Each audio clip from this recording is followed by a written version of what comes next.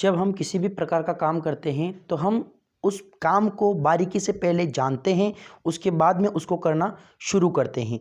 यदि आप अंग्रेजी सीखना चाहते हैं या फिर इस दुनिया में किसी भी प्रकार की जो भाषा है उसे यदि आप सीखना चाहते हैं तो आपको बारीकी से पहले भाषा कैसे सीखी जा सकती है, भाषा होती क्या है, उसके बेसिक को आपको समझना होगा, बारीकियों को समझना होगा। उनको समझने के लिए आपको खुद पर ही आना होगा। ये पता करना होगा कि आप जो लैंग्वेज अभी आप यूज़ कर रहे हैं वो आप कैसे सीखे हैं, किस प्रकार से आपने उसको बोलना सीखा है।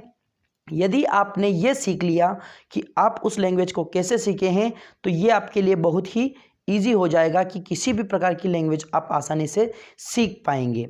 तो मैं आपको इस वीडियो में बताना चाहता हूँ कि आप अंग्रेजी या फिर किसी भी प्रकार की भाषा किस प्रकार से सीख पाएंगे। तो चलिए करते हैं अपना एनालिसिस कि हम किस प्रकार से जो लैंग्वेज सीखे हैं उस लैंग्वेज को सीखने में क्या क्या प्रक्रिया रहती हैं वो मैं आपको बताने वाला हूं। तो उसी प्रक्रिया को यूज़ करके, उसी प्रोसेस से गुजर करके you can also learn any language. So let's start. चलिए शुरू करते हैं। मैं आपको बताना चाहूँगा कि यह चैनल मैंने अंग्रेजी के लिए बना रखा है, स्पेशली अंग्रेजी में सिखाता हूँ इस चैनल पर। और मैं आपको बताना चाहता हूं कि आप इस टेक्निक को देखने के बाद किसी भी प्रकार की कोई सी भी लैंग्वेज हो वो आप सीख सकते हैं। आपने बहुत सी बार सुना होगा या फिर कहीं पर देखा होगा तो आप उस चीज़ को देखने के बाद भी नज़रअंदाज करते हैं, लेकिन मैं आपसे बोलना चाहूँगा कि आपको पूरा अपना ध्यान उसी चीज़ पर लेकर के आना होगा और आपको वहीं से शुरू करना होगा। वो ये है कि LSRW technique, listening, speaking, reading और राइटिंग। पढ़ना, लिखना, बोलना, सुनना, ये 4 चीज़ें हम करते हैं तब हम किसी भी लैंग्वेज को सीख सकते हैं। अब ये कैसे हो सकता है मैं आपको बताना चाहूँगा कि जैसे मैं अभी हिंदी बोल रहा हूँ और ये जाहिर है कि यदि आप इसे सुन रहे हैं तो आपको भी हिंदी आती है, तभी आप इसे सुन रहे हैं। तो आप भी हिंदी जानते हैं, तो आप हिंदी कैसे सीखे हैं मैं आपको बताना चाहूँगा कि आप और मैं जब हम अपने बचपन में थे तो हम अपने बचपन में सबसे पहले 2 से 3 सालों तक केवल सुनने का काम किया करते थे, केवल सुनते रहते थे, क्या चल रहा है अपने आसपास, ओनली ऑब्जर्वेशन हम करते रहते थे। बस लिसनिंग का काम हमारा एक्टिवली होता रहता था, सुनना चालू था, हम सुनते थे जो भी हमारे आसपास होता था और वही हम लोग सीखने लग गए। लिसनिंग बहुत ही ज़रूरी है। आपने हिंदी सुनी है तो आप हिंदी सीख गए हैं, आपको उसके लिए पढ़ने लिखने की किताबी चीज़ों की आवश्यकता नहीं पड़ी है।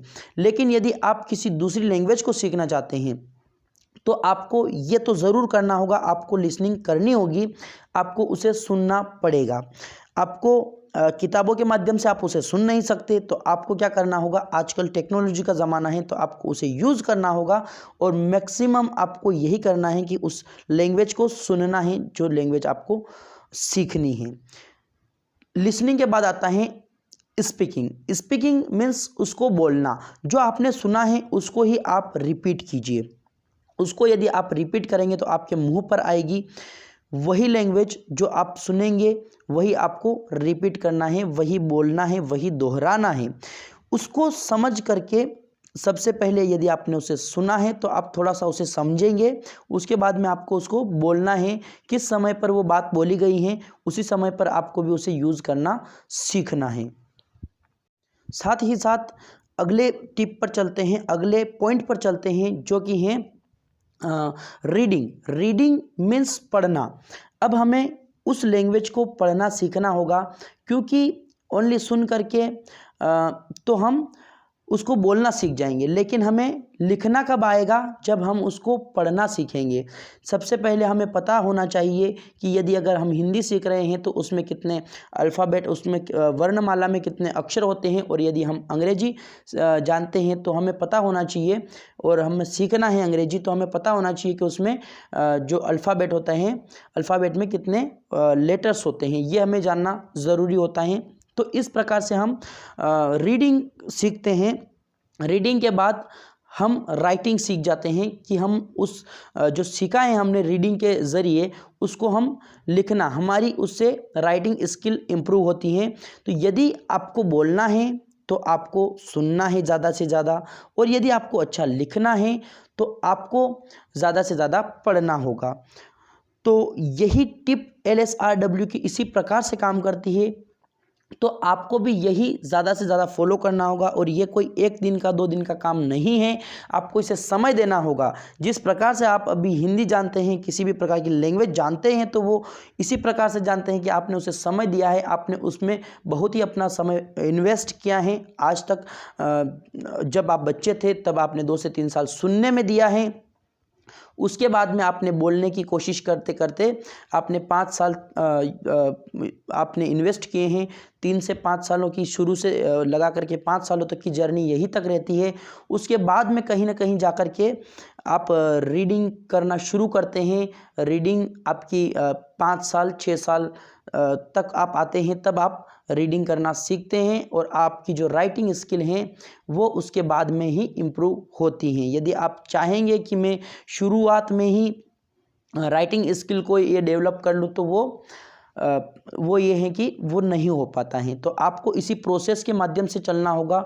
शुरुआत आपको लिसनिंग से करनी होगी। सो फ्रेंड्स, उम्मीद करता हूँ कि जो मैंने बातें आपको बताई हैं इस वीडियो के माध्यम से आपकी उस लैंग्वेज को सीखने में बहुत आसानी होगी जो लैंग्वेज आप सीखना चाहते हैं।